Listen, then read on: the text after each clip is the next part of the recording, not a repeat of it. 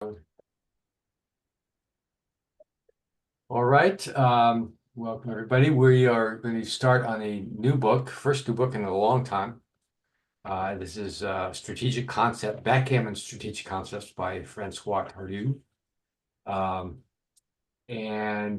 This book is a very interesting book, a lot of very tough problems. He also covers, there's about 140, 150 problems total in the book. 45 of them cover the opening. So we'll spend a lot of time covering the opening. But also he covers a number of other topics that we have. Some we've covered. He talks about the blitz and prime versus prime and back game. And so we'll go over those too. Other new things, single checker back, we haven't really talked about. Pay now, pay later, we paid a little bit about it. So anyway, provides a lot of very interesting positions. One of the best collections of positions I think I've seen. He does provide, each section, he does provide a kind of a theoretical background. And there's nothing wrong with what he says in the theoretical background. The only criticism I would have with it is that then he goes into the problems, which often have very little or anything to do with the theoretical background. So, unlike Michi's book where he lays out the theoretics of it and then provides examples in each case. So this is a much more, I guess, advanced book, and that the problems are really unique and difficult, and so they're very interesting to a more advanced set of players. What I'm going to try to do, though, is particularly with this first section, the opening concepts, the opening positions, is try to relate it back to all the stuff that we've done before. And we've done quite a lot, actually. So just to cover now, we just covered Moshe's book, Strategic Visualization, and this was essentially priming versus blitzing formations, and whether you split the back or make points and that sort of thing, escape the back checkers and so forth. So that was basically Mochi's idea. So that's one idea that we'll see pop up in this section. There's the whole back checker strategy, which is Michi's third book that we went over. And he talks about the stages. The initial stage where you play boldly, advanced stage where you play safely. That's when you have an advanced anchor. Completed stage when you escape back checkers to the midpoint. Solo stage, single checker back, talk about that, and the butterfly anchor. And so that will pop up. Something I talked about, I think, in the Chris Bay series a little bit, is bold safe. That sort of comes in a lot in the opening. It has particularly to do with your game plan. Things like, do you have an anchor? If you have an anchor, you can play bolder, although that sort of contradicts what back checker strategy says. So talk about that. Who has a stronger board? Who's winning the race? Those are key considerations when you're deciding what to do. And then, of course, the whole opening concepts. Mochi's first book, Michi's first book, which he spent a lot of time going over, and all his proverbs.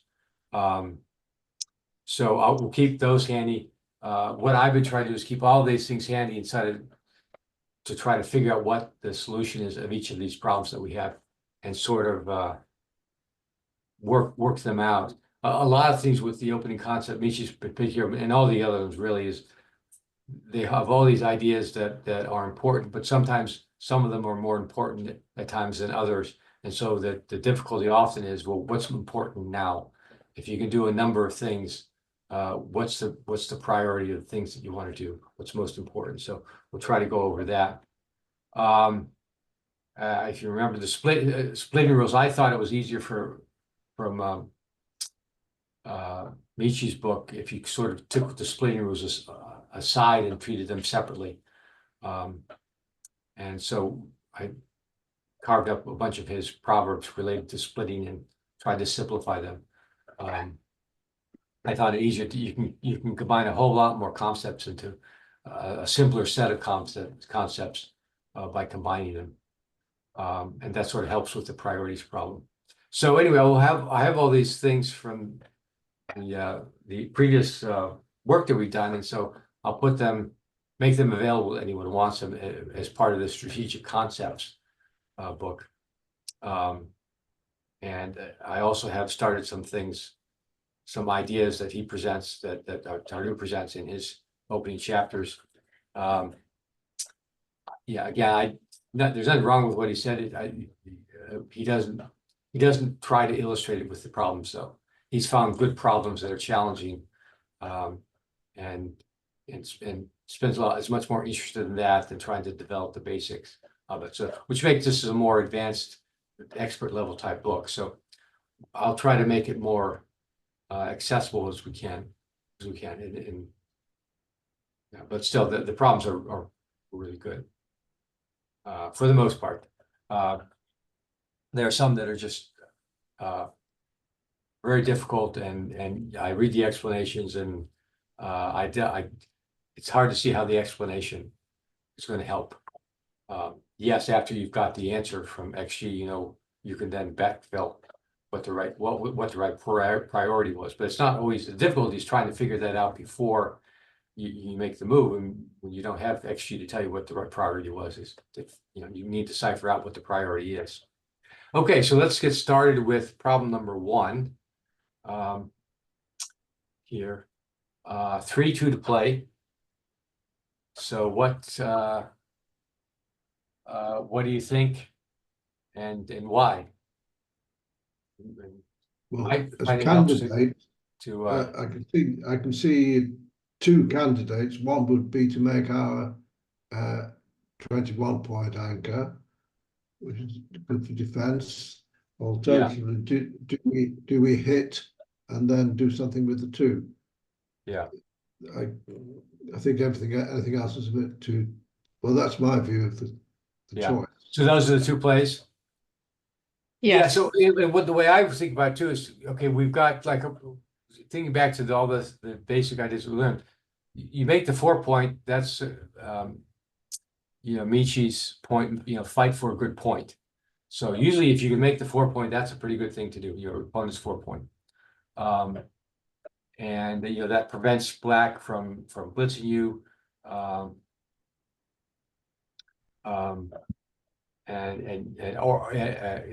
Both blitzing and effectively priming you. It's very hard to make an effective prime when you got the 4-point, because Black loves the stack here, and you really can't make a 6 prime of that. So that's a good thing.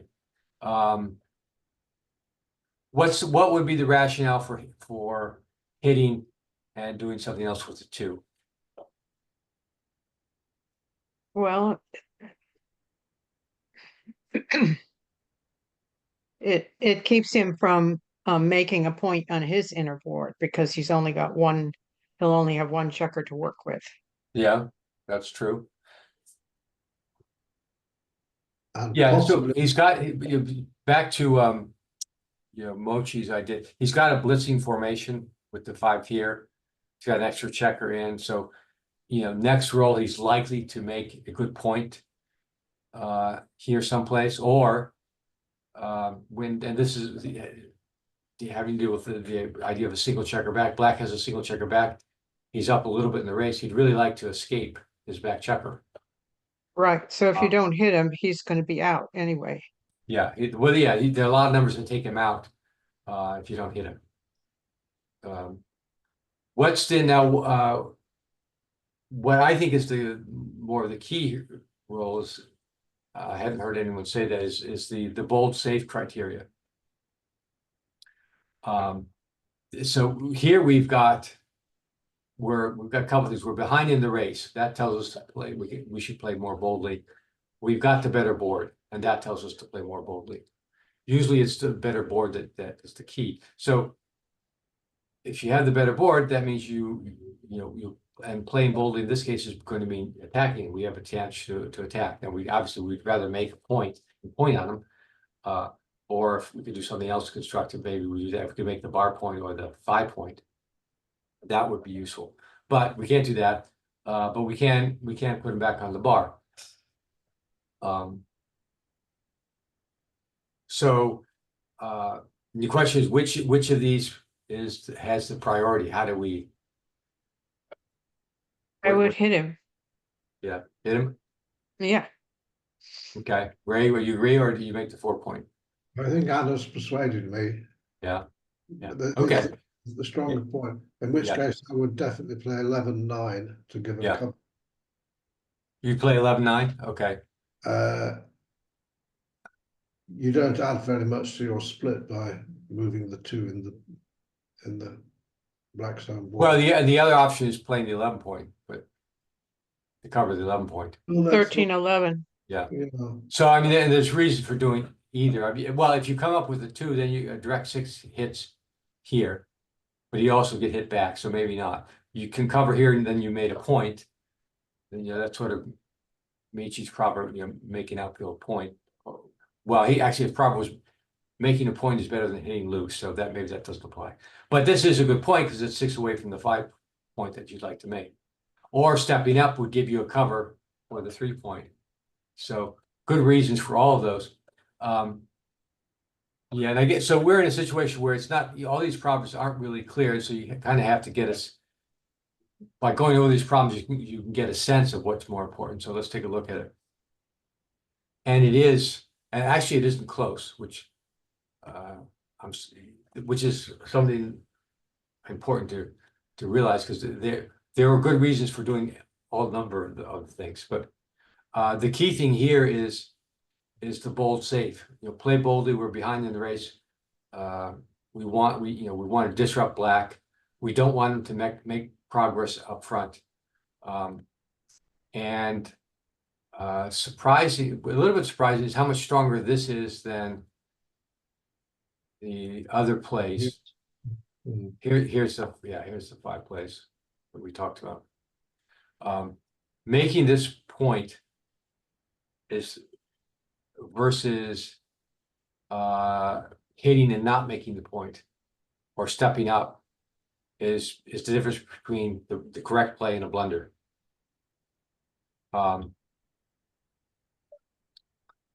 So wait for this cloud. So that that's something that's not really covered in the. You can't really tell that from the Proverbs, but it's good to know. So it's like, I guess, like instinctively hitting off the 5 point when you have your opponent is there with it. If you roll an ace, that's the kind of thing that if you play it and see it long enough, you'll almost automatically do it. Whereas if you're not familiar with that, seems odd to do that. Here, hitting is correct by a lot, and then covering is correct by a lot. mm. Which is, it's not, until you've seen positions like this, that's not, I wouldn't say that's obvious, but if you've seen enough situations like this, it becomes clear. Okay, let's go on to the next one. Okay, what do we see here?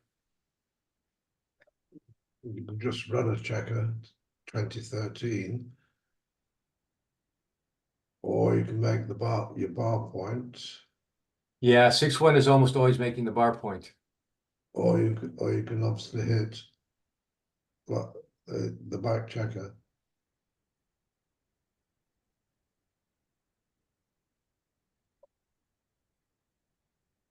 What was the last one, Ray? You can do what?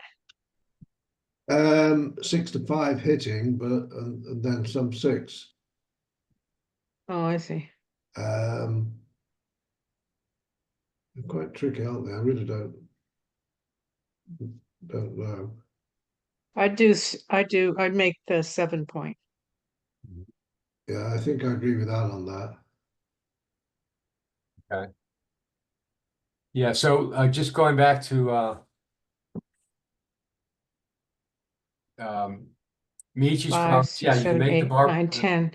the bar point, which is a good point. That's one of the points that you fight for. And the alternative, I think, is hit, because as I just said, almost automatic to hit off the 5 point, which you roll a 1 and you've got the stack. So this is Michi's fight for the good point. unstacking, break the mountain, as he says. Well, making the bar point, you strip your midpoint, which is, small negative. What's not covered in Michi's book of the Proverbs is, again, we have a single checker back. And from this position, it's not too hard for black to escape that checker, and that's a big advantage to black. Also with bold safe, our boards are nothing yet. But black has escaped the checker already, so he's up 10 pips. That tells us to play boldly. So we got all those things wandering around. What's the best thing to do? And it's not making the bar point, it's hitting. Wow. It's fighting for the good point. I think with single checker back here is the bigger thing. And then the 6 doesn't matter so much. You can come down or come out. It doesn't really matter. After the roll, you're up a little bit in the race. So I suspect if the race were different, it might matter. Just to look at this, I didn't look at this beforehand, but my guess is that this might be different. Yeah. Here, you don't have the single checker back. The race is even. Now making the strong point is good, or even racing here is good. These are all about the same.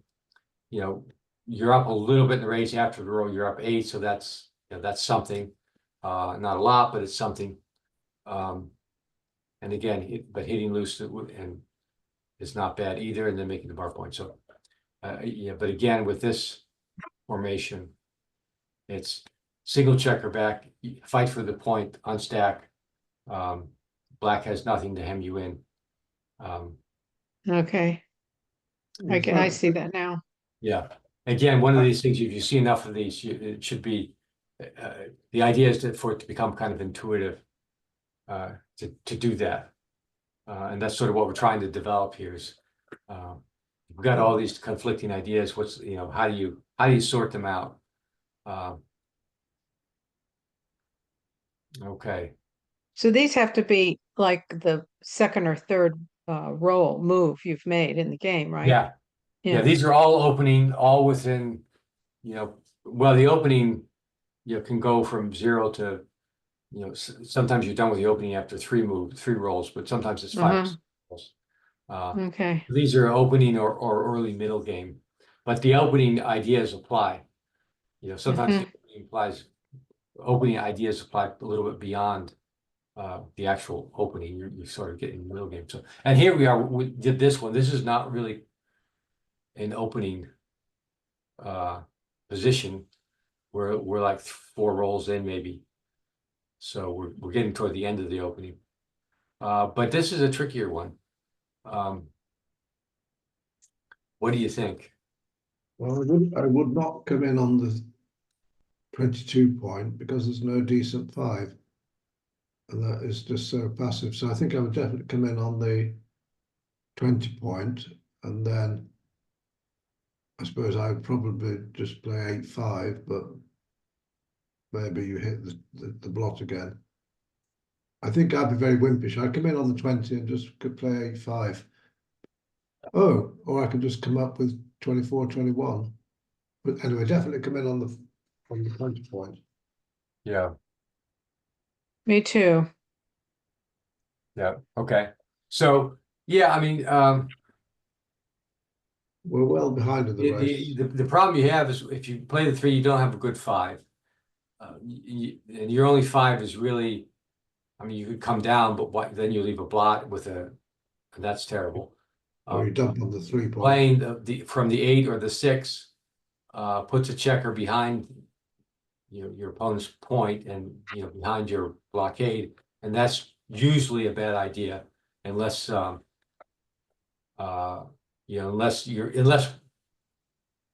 black has a strong board and you can't risk getting hit. Here, however,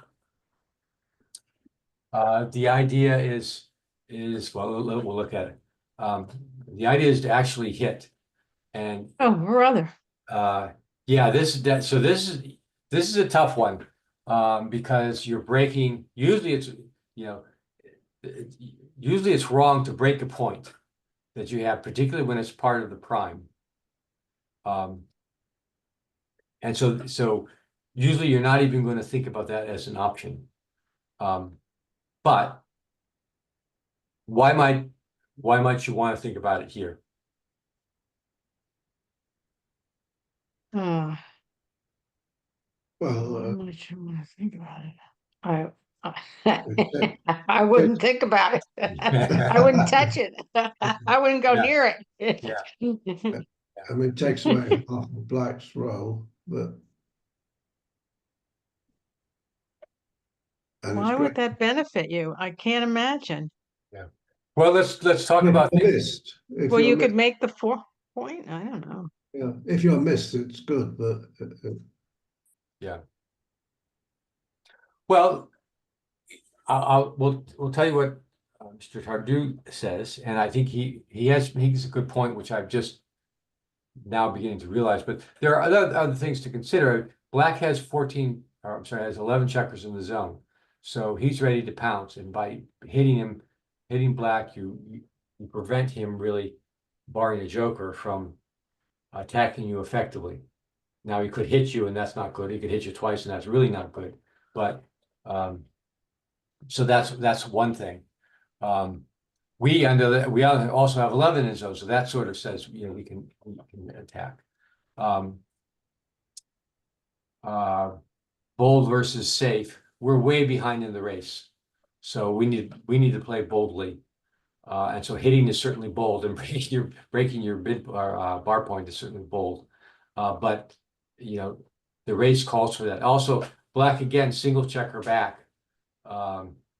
If black escapes, black has a huge race lead. If he escapes his back checker, you know, we're looking at a cube pretty soon. Now what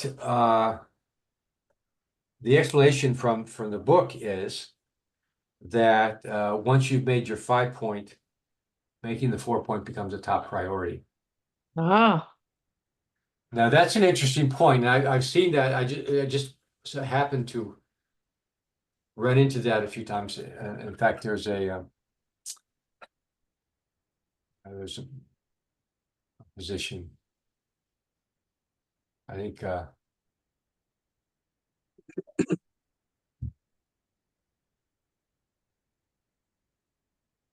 well, this is a little bit different. Let's put him back here.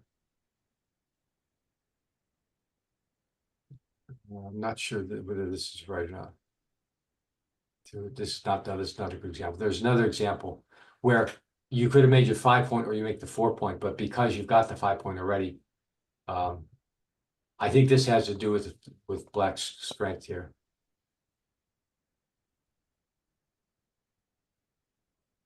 That's still not right. Okay, well that's I should have had a better example prepared. so Here's go back to the original thing. his point here is that So move them in now, so we see it completed.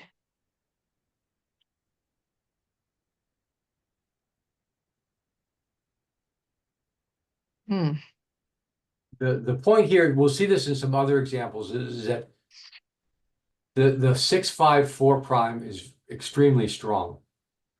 And so that you want to do that if you can, and sometimes making that point supersedes other things that you would want to do.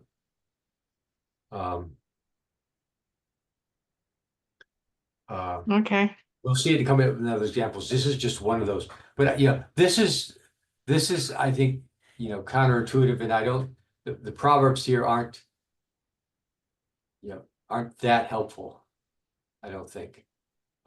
Because yes, you want to fight for the strong point, but you're breaking the strong point to get it. And you're leaving a bunch of blots around. So, you know, this is a really difficult one, but it does point out something that's maybe a secondary factor, which can be important, is, you know, if you made the 6-5, you really want to make the 4-2. That would put you in a much stronger position. Well, especially if kind his of the board title. is open. Yeah. I'm sorry, what answer that again? Especially if his board is open, his home board is open, so Yeah. if you get hit, you can get back in. Yeah, you're not really afraid of this board. Particularly if you get hit and you've already got the 5 point slotted, you can make the 5 and that will help. Help a lot. Okay, but that's a tough one.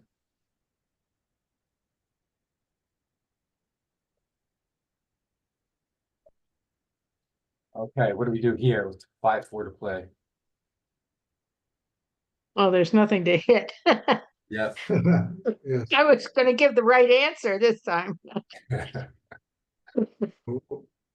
We're slightly behind in the race, but not much. But I wouldn't be. But Black is going to have great difficulty not leaving a shot next time.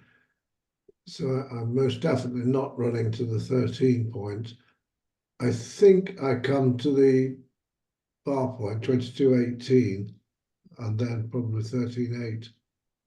Mhm. I wouldn't do that. You would not. No, But what would you do? I would leave those two guys over there in his, Yes, yes, yeah, I wouldn't touch those. Because the white's board is better, yes. and so they'll have an opportunity to hit something as he comes in and around. So I would play the 5-4 in here somewhere. 8, or I don't know. But the other question is whether coming to the bar point, 22-18, would give us more hits, but I'm not sure. Maybe Anne's correct.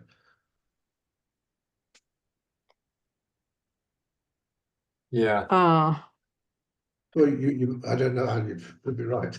yeah. So here, I mean, the idea here is what what is your game plan here? you're behind, yeah. Down the race, Black has escaped his back checkers. So you want to build your home board because Right. you're behind. That's right. Build the home board. Look for the shot. This is really awkward for Black. It's stacked, 3 stacks. Unless he gets, well, there are a number of good rolls, but there are a lot of rolls that are going to leave a shot. So, the idea is, well, and when you're in this situation, it's not really a holding game, but we're going to kind of wait for the shot, and until we can do something constructive, we're going to build our board. That's basically the idea. Yeah. So keep your flexibility for shots and try building your board. So the right play, and Oh, wow. terrible is to Hadn't thought of that one. slot the 4 point because you want to build the board. It's another case where you got the 6 and the 5. Let's get the 4. So it's coming Okay. down and doing that. This play I would have slots. done that one, yeah. This play slots, and it's it's not bad. This kind of misses the point. It slots the wrong point, but you've got a lot of points to make the 4. This does make the 8 point. Interestingly, running, this isn't terrible. It's the wrong game plan. You're still down 1 pip in the race after doing this, but you've taken away your number of shots that you have. This So was race play or something like it. Why is that play not? I'm surprised that it's as far down as it is.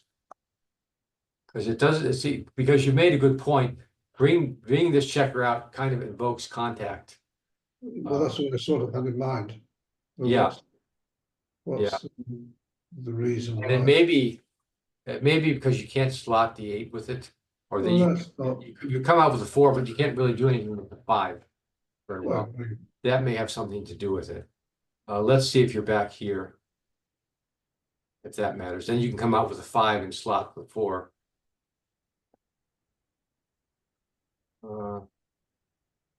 And it's still, that really didn't do anything. Right, that's not even. well, suppose the 4 point was already made. What would? But the race was still the same. Um. What, like this? Like, depending how the race is. Yes, that'd be interesting. Yeah, well, I think the idea is with this board, we want to be able to hit him. So I don't You think, still don't come out to the bar point. Yeah. Which surprises me because it just seems to cover more of the territory. anyway, back to the original problem.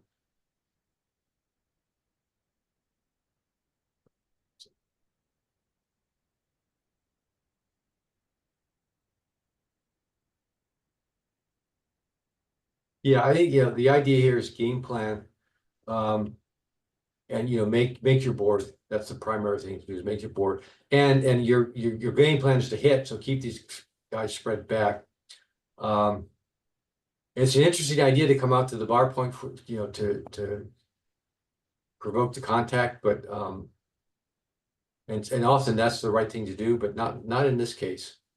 So Gary, I'm always leery about taking the third man off the 13 point, Yeah, and just leaving two guys there. yeah. But that's Yeah, That's normally okay. that's right. But you're not. I think in this case, given that black has escaped all his checkers, it's not like you're going to use that to hit someone, to contain Uh-huh. that Okay. checker trying to escape. I think that that makes this a little bit less necessary to have that spare there. But you're right. Usually having a spare is you know will give you pause. If you're going to use a spare for something that's not hitting or making a point, you're probably not going to do it. But Mhm. here, I think the idea is this is your 4, and what's the best 5? Uh-huh. Yeah, Okay. and this isn't a bad 5. I forget how it came out, but um, maybe it's the second best. Yeah. No, no. Yeah, I'm not sure why that. I would do this over any either of these two plays, so I'm not sure why that's worse, um, but the key, I think the idea here is that once he's escaped his back checker, keeping that spare on the midpoint is not as critical. Right. Okay. Okay, let's try to get 2 more done.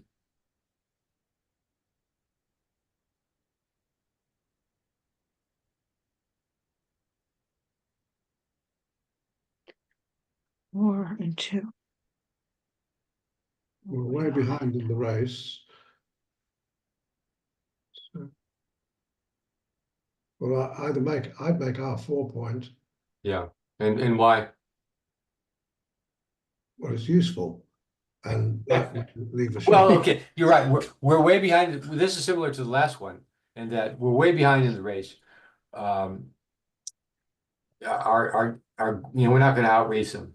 Even double sixes doesn't put us ahead in the race. So we have to hit basically. Um, and if we have to hit, we better have something Yes, to defend against. So yeah, in this case, the answer is make the 4 point. And here often you don't want to get hit, and actually this covering that is the second best play.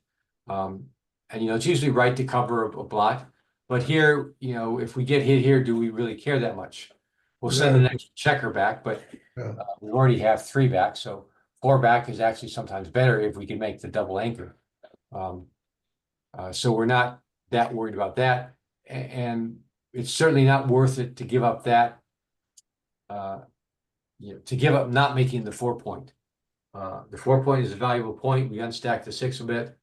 And now we're ready to, and now we have the better board. Now we're looking to hit black. We would hit him anyway if we could have, but now we're getting ready, to carry out the game plan. The game plan is going to be hitting, because we're way back in the race and we have to hit. So if you have to hit, make the board. that was an Even if the risk here of sending another checker back. that was an Actually, easy sending that one. checker back just gives us more timing to Yeah, your board. Anyway, tough play. Okay, last one for today.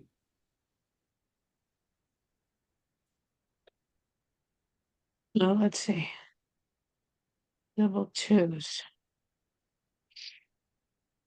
We can hit. two. 1, 2, 3, 4.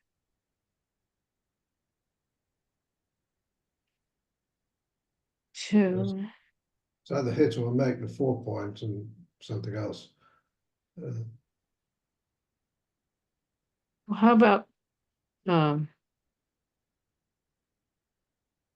6 to 4 and 13 to 11? Yeah, so I think we got all the relevant plays. Hitting, you come out and all the way and hit. You know, and hitting is generally always good. We have this stronger board. We only have 8 checkers, no, but we have the better board. Normally, if you remember, if black had split, coming up 6 and down 4, this is this is the play that you would do. Kind of you would hit with the double twos. It has the tempo effect.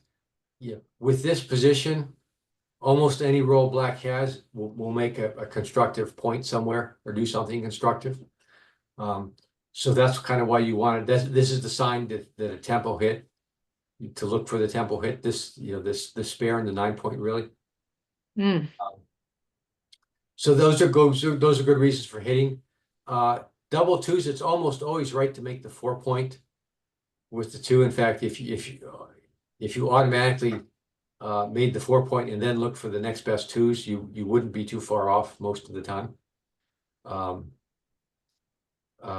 So hitting is one alternative, making the 4 point is the other. So let's start doing that. But now and if you do that, what's the next best twos to play? Is it coming down? Where did you go? I'm sorry, Ann, what did you say? The screen went black. Oh, sorry. Yeah, well, I said to come down, Yeah, but maybe you'd want to inch those guys up to the yeah. 22 point, because that's 6 away from 16. Yeah. Well, I just said something that's would be helpful from this. I didn't say that with the intent of it, but remember, black has a lot of options here to make a good point, to do something very constructive. So if we come up here, we've reduced his options. He's now effectively can't really prime us. And then something like a 5-3 no longer makes a good point. It's kind of a wasted roll.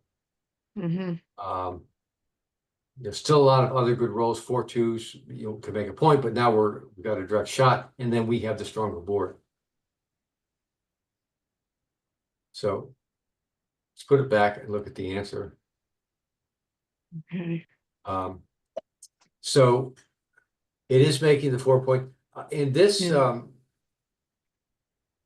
goes back to something we saw earlier, is that when you had which I think it says, I'm sure it says that here.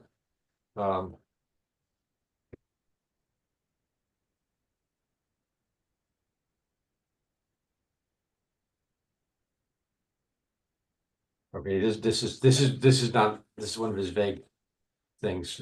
He says during the opening phase, when one play allows you to achieve several potential or positional objectives at once, it is often best to play by some margin. Which there are a number of positional objectives that could have been attained by any of these plays, but I think the idea is, again, you made the 5 point, making the 4 point is really strong. And so that's the key thing here. You'd like to do the tempo play to prevent him from doing something, but you can't, and make the 4 points. So stepping up is better than that. The problem with making the 11 isn't bad because it unstacks the midpoint, but it doesn't really, it gives you cover for the 7, but that's about it. The 5 is already made, so it's not 6 pips away. If you have an open 5 point, it would be probably right to make that to make the 11 point. Because Mhm. it's then part of your prime, and it also uses builders to make the 5 point or the bar point for that matter, but. So anyways, that would be the way that I would think about it. I'm just curious, as we had this. What it would be if that's still the tempo hit, that's still the tempo hit. And any of these plays. Are good.